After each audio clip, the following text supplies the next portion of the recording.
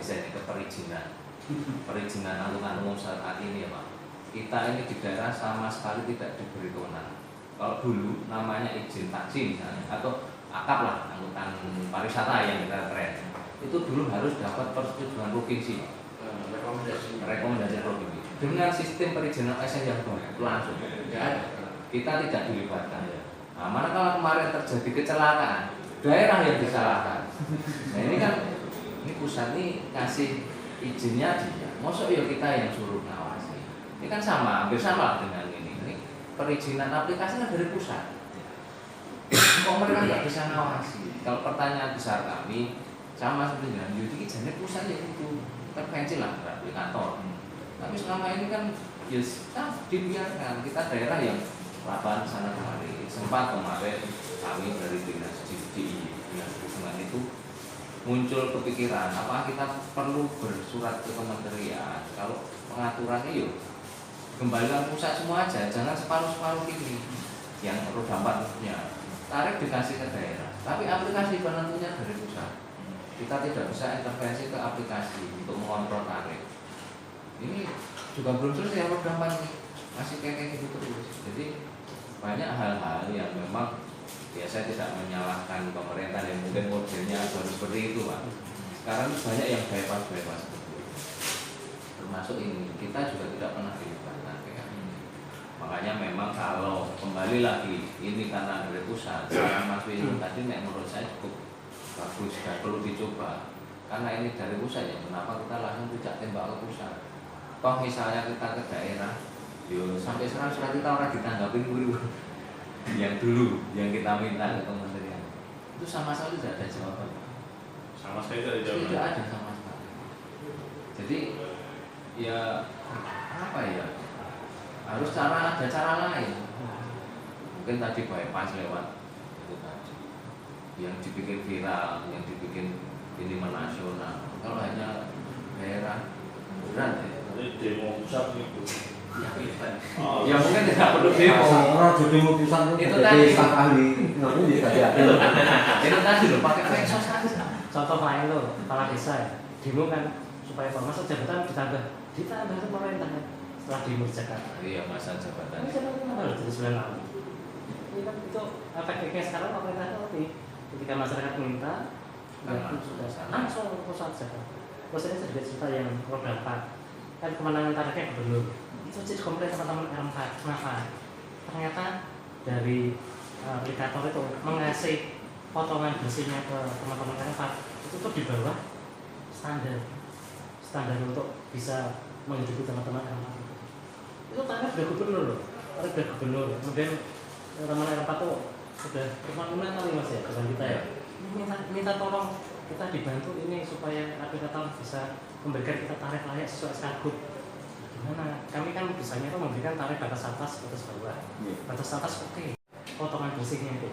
Kenapa? Karena itu kan bukan kewenangannya gubernur memberikan tarif bersihnya, potongan bersihnya. Nah itulah celah yang dimanfaatkan oleh aplikator tadi. Dia nuruti, oh sesuai Skagub tarif sekian oke, batas atas oke saya kasih gitu. Tapi yang ke driver, ya ini kan keterangan saya gitu. Itu juga celah yang itu juga belum kita tidak dikasih instrumen untuk bisa menembus ke aplikator. Walaupun di undang-undang di aturan PM itu memberikan akses dashboard ke gubernur, sama sekali kita belum pernah dikasih dari aplikator laporan panjenengan nih berapa tarifnya, nggak pernah dikasih. Penangannya ada Pak? Sudah, berkirim surat? Sudah, mereka itu nanti kita nunggu pusat. Nah kan mainnya diadukan ke pusat lagi. Kalau daerah kita harus berkirim ke pusat kan ya paling bisanya kita ke kementerian. Kementerian oke ya kita satu lini ya walaupun tidak satu komando, tapi kita enggak nyinggung pusat. Tapi kan yang ke aplikator pusat juga, nah itu aplikator kan ada di Kominfo. Nah sejauh mana dari Kementerian Kominfo juga mengawasi mereka ini dalam penggunaan aplikasi. Jadi memang kalau kita di level daerah, modal berumut ya. Dengan sebagai anak kami, sebagai yang di jalan, kami yang dilimpahi itu ya semua itu tadi bingungi sama-sama aja. Baik, kalau mungkin Bapak kita dikasih kesempatan untuk berhubung dengan Gus Yuda. dulu pernah tapi Zoom ya. Jadi Zoom itu waktu itu juga dengan angkutan sih, direktorat angkutan. Enggak berjalan praktis itu. Tapi ya ngomong kayak gitu ya Pak Iya. hasilnya. Jawabannya itu maksud saya yang kita tidak sesuai kita harapkan lah kalau menurut saya. Rancu semua waktu itu Mas Bangdes. Itu level Dirjen Perhubungan Darat ya, yang level di sana. Demo. Ya, ini solusi mau demo. Ya hebat. Ayo nih Jakarta lah tuh jadi ini. Di sini pun rumah. Rumah Pak. Di sini Kalau pun di rumah. Jadi mintanya itu kita merasakan tarifnya tuh tarif bersihnya sekali. Karena teman-teman rampat tuh itu SK Gubernur ini kan tarif batas atas. Pengenangan tarif bersih ya dikasih. Ya akhirnya kami kantor main di tarif bersih yang dikasih ke teman-teman itu. mungkin mungkin saya terima usulan dari Birutum Gubernur untuk kita melakukan untuk melakukan komunikasi langsung dengan wakil presiden terpilih jalur khusus dengan usulan itu mungkin kita dijembatani Pak untuk bisa menembus jalur khusus itu dari jenengan. Kita mengadakan audiensi atau apa dengan jalur khusus itu mungkin karena dengan usulan itu kan mungkin tahu jalannya kudu hubungi sopo saya loh. Ini ada namanya ya. Ini juga butuh bantuan nih. Kalau kemarin saya lihat foto bareng sih. Jadi begini Pak, untuk jalur khusus itu tapi justru sekarang ya masyarakat jalan sekarang protes ke pemerintah tuh gak perlu dapat jalur kayak gini Langsung ICJ ada apa ini korupsi terima duit langsung di medsos jalur khusus itu pakai medsos itu sekarang sudah bukan jalannya birokratis lagi masyarakat itu sudah bisa komunikasi dengan pejabat level tinggi lewat medsosnya beliau-beliau itu kan sering itu ya masyarakat CC Kapolri, CC Kajati semua tuh lewat medsos langsung ke pejabat yang besar kan perlu lewat kita karena kan ini teman-teman sudah mencoba lewat birokrasi di daerah kami sudah kita sudah masuk di pusat kan belum berhasil nah ini perlu coba cara lain nanti dari teman-teman aja secara pribadi atau komunitas langsung ke pejabat yang besar lewat kan medsosnya beliau-beliau kalau enggak kan panjenengan kan pasti ada waktu panjenengan Solo ya. Ada komunikasi Solo kan enggak belum mulai dari Solo. Secara Solo itu ada kewilayahan ada di wilayah beliau. Kalau kita dekat lah karena sini Solo. untuk ini belum dilantik 8.000. Ya maksudnya kalau dari mereka warganya itu kan akan lebih apa ya lebih cepat iya. untuk ini belum dilantik mestinya bisa cepat dengan teman-teman Solo itu. Oh iya benar juga ya, teman-teman Solo kan lebih dekat itu. 8.000 gas kok.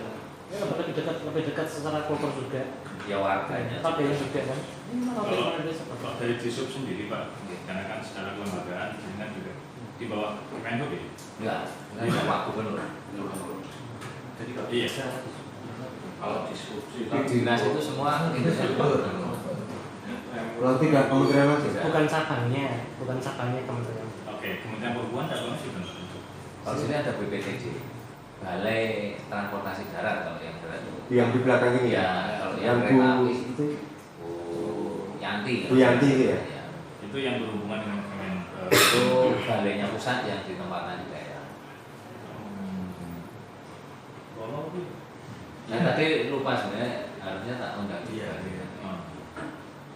kemarin memang kita dulu sudah memasukkan surat ke balai, tapi belum ada tanggapan untuk dari kementerian juga.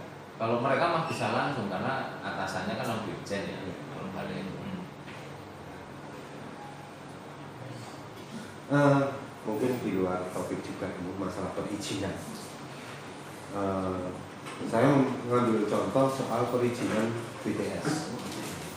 Sekarang untuk di DIY mungkin sudah lama ya bahwa izin untuk mendirikan BTS mungkin berkaitan dengan Kominfo.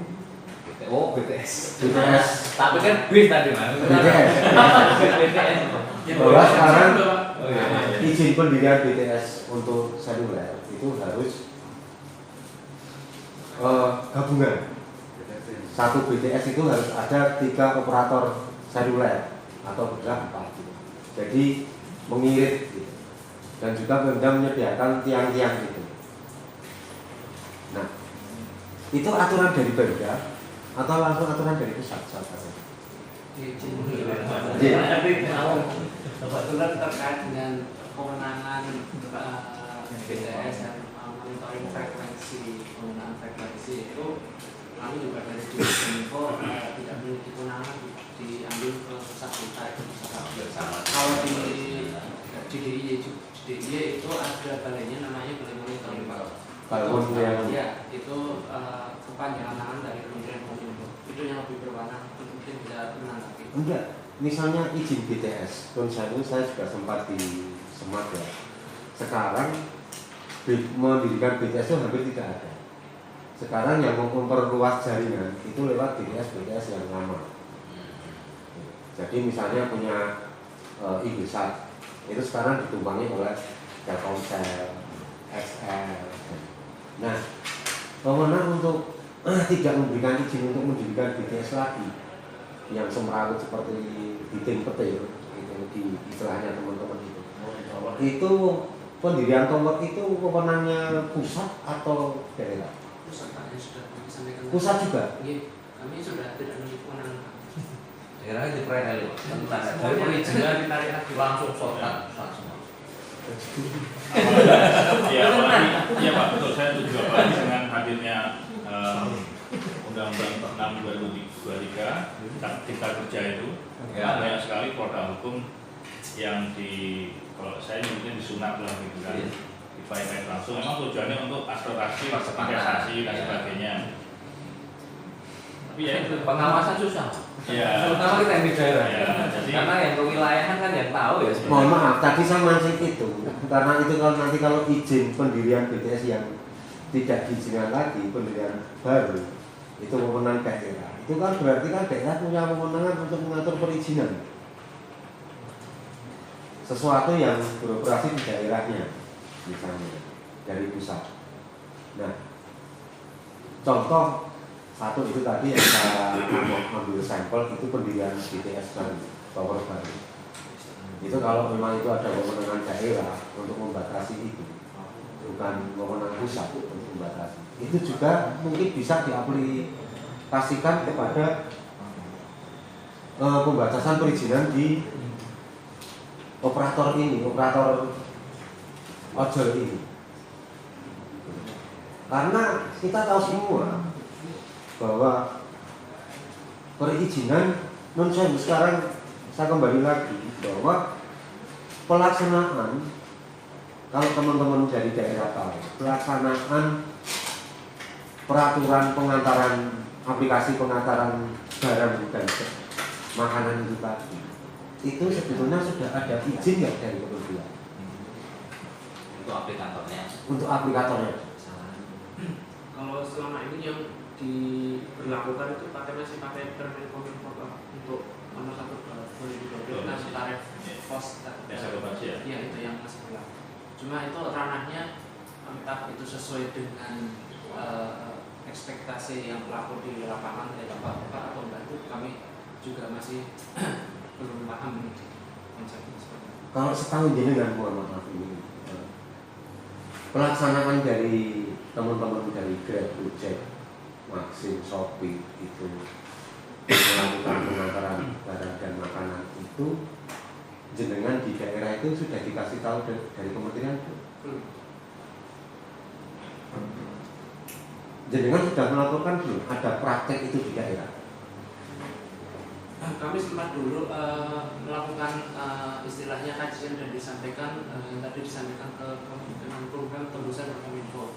Tapi juga kami belum mendapatkan respon atau balasan dari surat yang kami kirim untuk kajian tersebut. Terus selama tidak mendapatkan jawaban itu hanya menunggu atau masih berusaha? Ada kunjungan menteri di sini dari Kominfo ke Jogja. Apakah sudah